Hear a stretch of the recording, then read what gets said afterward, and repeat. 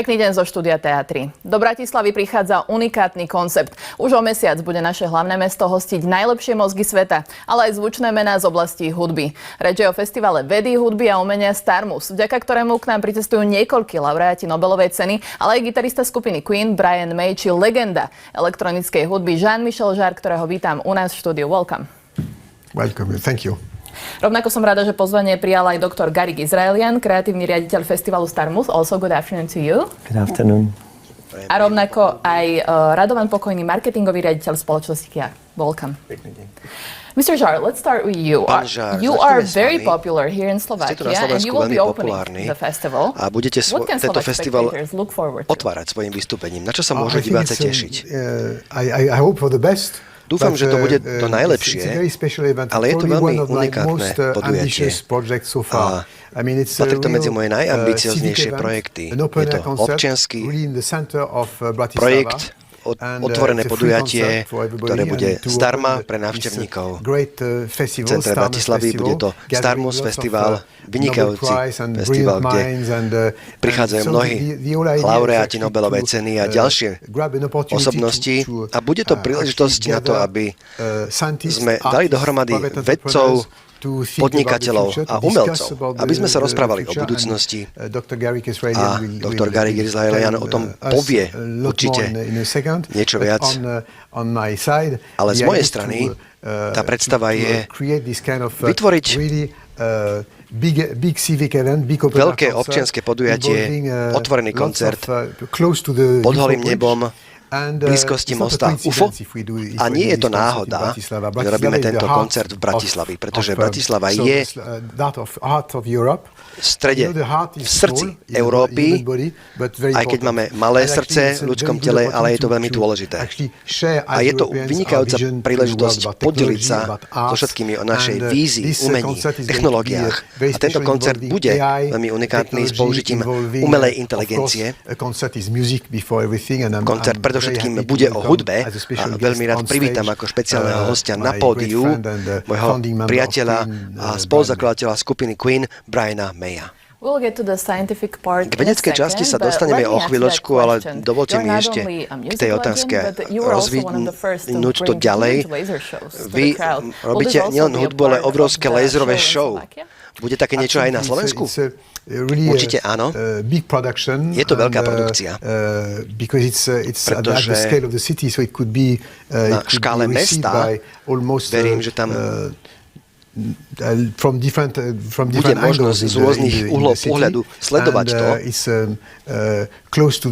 a bude to v blízkosti mosta UFO. Čo sa mi na tom páči, vôbec na Bratislave sa mi páči to, že je to takmer rozpor, istý oxymorón medzi starým historickým mestom a tým mostom UFO, ktorý je symbolom nádeje do budúcnosti. A celý koncert bude most z budúcnosti. To je jeho názov. A vlastne pódium, kulisy budú samotný most UFO. A bude to vyvolovať predstavivosť tajomná UFA navštevujúceho, prípadne i tú Bratislavu. A verím, že fanúšikom sa to bude páčiť. A nebude to len o hviezde Briana Maya alebo mňa, ale o Bratislave. Ako hviezde. Mr. Israelian, let's talk about the scientific part. Is it 9 Nobel Prize laureates coming to Bratislava? V vedeckých častiach bude 9 laureátov, 9 vedcov. Hej, tá vedecká časť, verím, že nám podarí sa prilákať, ako naozaj by sa Bratislava mala stať hlavným mestom vedy. Ja si myslím, že to je vôbec najlepšie na festivale Starmus, čo máme. Menný zoznam klimatických vedcov, fyzikov, astronautov, človeka, čo chodil po mesiaci, Apollo 16, Joe Mitchell, takže toto sú medzinárodne veľmi renomované osobnosti, ktoré sa zriedka takto stretnú na jednom podujatí, takéto mozgy a plus k tomu ešte umelci. Takže budú tu prednášky zo strany umelcov, rôzne ďalšie prezentácie a budú to umelecké, vedecké prezentácie. sme úplne tam na špici a podeliť sa môžeme takto so všetkými o náš umelecko-vedecký pohľad. Aj laureáti Nobelovej ceny, asi zrejme najznámejší tam budú. Jeden, ktorý objavil prvú planetu mimo solárneho hviezdneho systému, slnečného systému, Mayo a Kip Thorne, ktorý objavil gravitačné vlny hneď po Albertovi Einsteinovi, takže to budú ozaj veľké mená, headlinery tohto podujatia. A budú sa rozprávať so študentami. Budú to verejné prednášky, nie určené pre vedcov, ale pre bežných ľudí, ktorí to môžu navštíviť. A plus navštívia vysoké školy a univerzity. Máme pripravených vyše 20 prednášok na Slovenskej akadémii vied a každý deň budú doprovodné podujatia s prednáškami po celej Bratislave. A nie len v Bratislave. Budú tam prednášky a prezentácie aj mimo hlavného mesta, bude tam vedecký tábor s rôznymi workshopmi a večer kapely budú vystupovať na pódiách každý večer. Kapely zo Slovenska aj zo zahraničia, takže tešíme sa na celý tento týždeň takto strávený v Bratislave. A Dr. Stephen Hawking, jeho cena sa tu bude odovzdávať, čo bude unikátny koncert so symfonickým orchestrom, ktorý sa v budúcnosti nikdy nezopakuje. Takže toto bude jednorázové podujatie tohto druhu, jediné svojho druhu, aj ako Jean-Michel Jarre je jedinečný.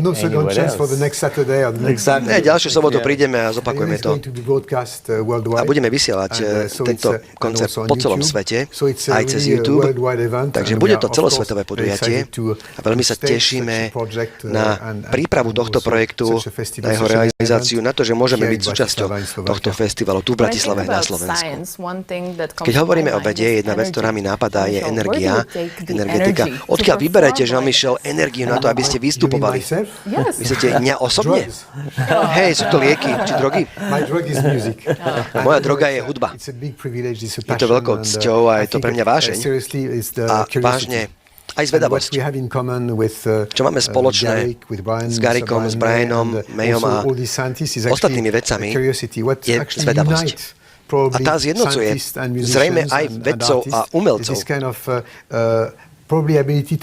Asi je to tá možnosť vidieť mimo tých zaužívaných línií a rozrušiť rozchodené koľaje a komunikovať inak a skúmať budúcnosť. Toto je dôvod, prečo je to taká vynikajúca myšlienka, ktorú ste vytvorili. Ďakujem Garrickovi Izraelianovi za výmysel, nápad dať dohromady na jednom festivale tieto rôzne mozgy. Matematici a hudobníci nie sú od seba až tak ďaleko. Ja som zvykol rozprávať, že hudba je dušou geometrie a matematiky. Takže je tam most medzi týmito dvoma oblastiami. A Jean-Michel Jarre je súčasťou nášho poradenského výboru, poradného výboru. Tam sú Peter Gabriel, Brian May a ďalší hudobníci. A teraz aj Jean-Michel Jarre, doktorka Jane Goodall je v tomto výbore, tejto komisii. A tlačia na vyššiu kvalitu festivalu. Pred 2 rokmi sme boli v Arménsku. 6. vydanie sa zameriavalo na Mars. Bol obrovský festival so 100 000 účasťou, so zapojením celého mesta. A teraz budeme provokovať Slovensko. A samozrejme týmto pozývame všetkých Bratislavčanov, Slovákov, tu žijúcich na okolí, aby tento koncert navštívili všetky podujatia počas celého týždňa. Bude to niečo veľmi unikátne, čo sa koná každé 2 roky. A verím, že to načas zmení srdce Európy. A je to zároveň príležitosť propagovať víziu sveta, ktorú máme my ako Európania, keď čelíme Spojeným štátom či Číne, keď uvažujeme o technológiách, o budúcnosti, o životnom prostredí, o umení. Je to vynikajúca príležitosť spojiť sily ako umelci, vedci a občania. V máji sa to bude konať. Pán Pokorný, my k vám sa hneď dostaneme, pretože vaša úloha je veľmi dôležitá. Mám však ešte jednu otázku na doktora Izraeliana. Čo mi napadlo, je umelá inteligencia. Ako bude umelá inteligencia súčasťou tohto festivalu a aký druh AI sem prinesiete? Na tému umelej inteligencie alebo AI bude niekoľko prednášok. Jednak tam bude zo strany akademického pohľadu, z Cambridgeskej univerzity prídu vedci, ale aj umelecká časť AI bude zastúpená cez Jean-Michel Jarre. Jednoznačne áno, pretože súčasťou koncertu, ako som vymyslel ten grafický obsah, bude uplatnený s využitím umelej inteligencie a budú to také zvláštne srandovné postavičky, ktoré sa budú pohybovať po video obrazovkách na pódiu. Tieto som vytvoril priamo pomocou umelej inteligencie. Takže AI nie je to, čo si mnoho ľudí myslí.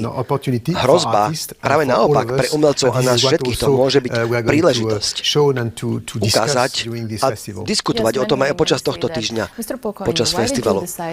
Pán Pokojný, prečo ste sa rozhodli stať sa našim partnerom tohto podujatia a pripojiť sa do tohto unikátneho podujatia? Máme k tomu množstvo dôvodov. Veľmi ma teší, že takáto akcia prichádza do Bratislavy na Slovensko.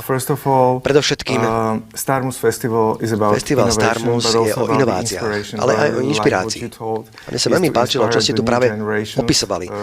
Inšpirovanie nových generácií, študentov, mladých ľudí, aby prišli skúmať, aby sa primkli bližšie k vede.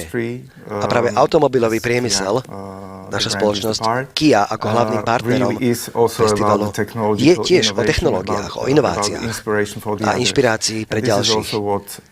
A toto je súčasne aj to, čo my vnímame ako spoločnú hodnotu, ktorú máme v rámci festivalu Starmus. To bol ten prvý rozmer.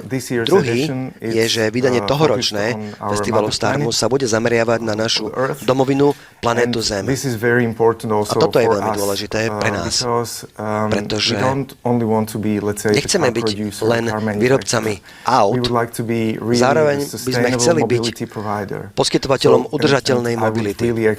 A chcem zdôrazniť práve to slovo udržateľnosť, pretože toto nás zjednocuje.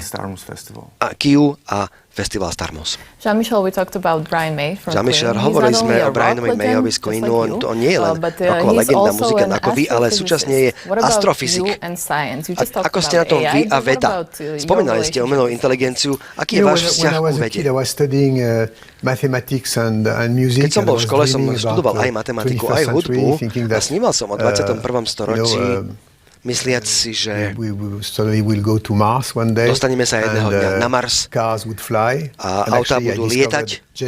A práve včera som po príchode na Slovensko zistil, že prvé lietajúce auto sveta je zo Slovenska.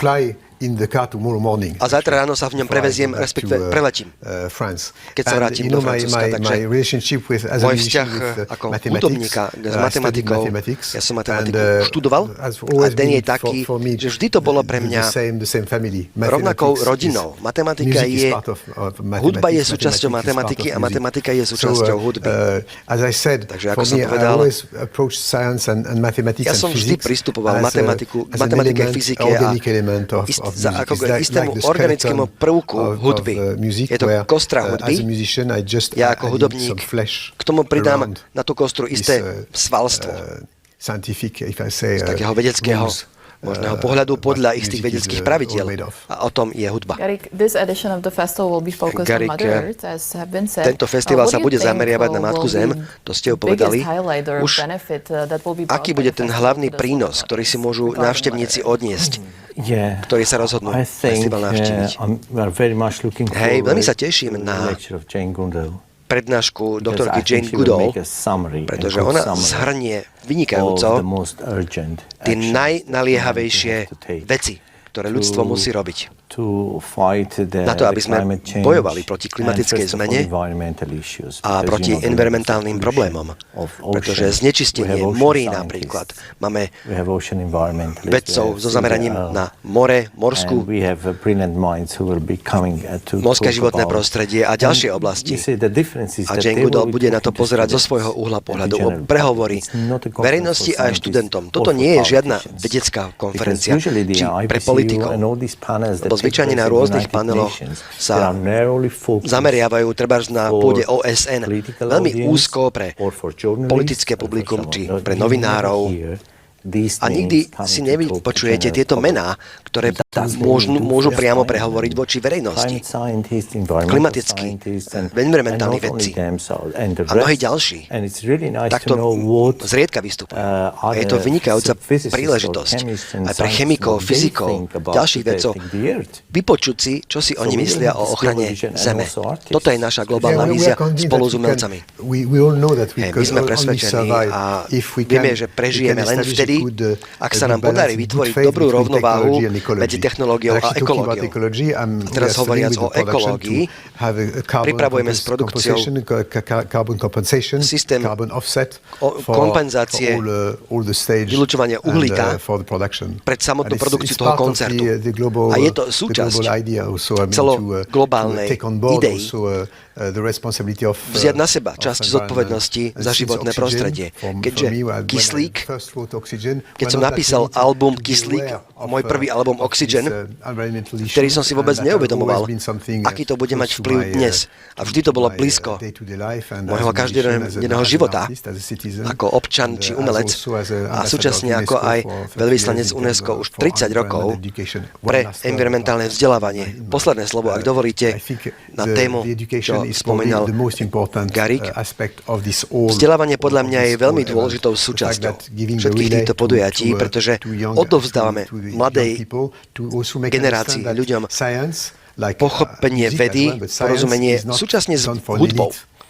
A že toto nie je pre elity. Veda je bežná vec pre všetkých. Je to čosi, čo sa môžeme učiť, ako sa učí niekto cudzí jazyk, trebárs angličtinu. Je to súčasťou nášho každodenného života. My sme vytvorení z matematiky a fyziky ako ľudské bytosti. Takže toto je ten prístup, ktorý sa mi veľmi páči na festivale Starmus. Poukázať všetky tieto body a toto všetko my šírime. Ešte položím otázku, ktorá mi napadla, môžete to prípadne rozviesť ďalej. Hovorili ste o udržateľnosti, ale tá praktická každodenná súčasť nášho života, udržateľnosti je asi náročná. Mohli by ste nám dať tipy, ako to dokázať dennodenne? Napríklad mám inú šálku na kávu, alebo nespotrebujem tak veľa, alebo ako? Je to ako čokoľvek v živote. Môj osobný názor a pohľad je na to taký, že nemali by sme sa stať integristami. Ak tvrdíme, že my sme najviac zodpovední za znečistenie, nemali by sme spáchať samovraždu, pretože my vypúšťame CO2 dennodenne našou činnosťou či dýchaním. Mali by sme sa preto ukľudniť. A je to len zdravý ľudský rozum. A len konať tak, aby sme nemrhali vecami a konať dennodenne takto. Chcel som doplniť, že sme pozvali aj kapelu Offspring, pretože jeden z ich zakladateľov je tiež vedec, Dexter Rond, má doktorát v biochémii, takže on sám je vedcom a poprvýkrát sme ho pozvali na panelovú diskusiu medzi vedcov. Takže toto bude veľkým prekvapením. Verím, že pre mnohých. Nikdy by som si nebol predstavil, že takýto muzikant bude vedeckou osobnosťou a môcť sa zhovárať takto s vecami. Je to dosť logické, že máte také množstvo hudobníkov, ktorí majú blízko či už k matematike alebo fyzike, pretože je to súčasťou našej práce. Mnohí hudobníci je to tak a my ich radi lákame a chceme ich prilákať čo najviac do nášho festivalu.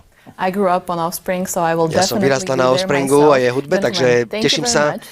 Páni, veľmi pekne vám ďakujem za to, že ste prišli do Teatrojky a rozprávali ste sa s nami a tešíme sa o necelý mesiac od 12. do 14. mája do 17. mája tu v Bratislave. Takže uvidíme sa v máji.